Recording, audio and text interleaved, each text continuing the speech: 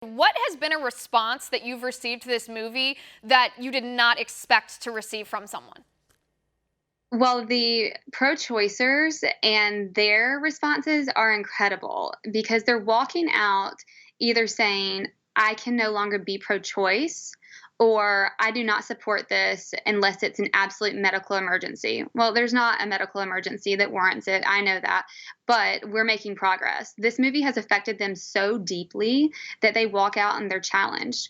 Variety put out this review, which was more or less an op-ed in my opinion. It was it was definitely a biased review. But the best part of that review were the comments underneath of the review, and there were people saying, "I'm not part of the choir that this is preaching to, and I appreciate this movie. I was pro-choice and I walked out pro-life." Those have been the most amazing comments to read.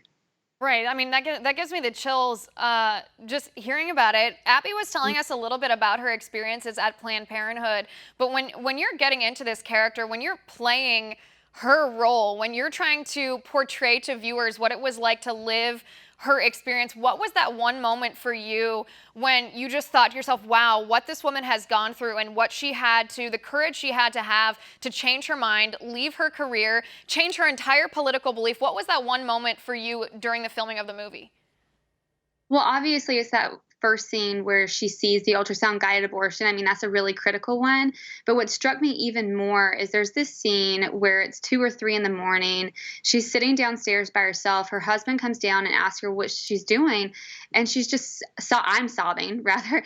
And I'm just sobbing as Abby. And she says, "I've been complicit in 22,000 abortions. How do I even carry the weight of that guilt?"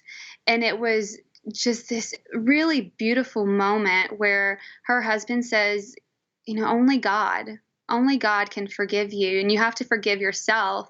And that was the first moment where we see her kind of transition, where she gets that sense of encouragement to receive the forgiveness and to move forward and know that she can do something to change.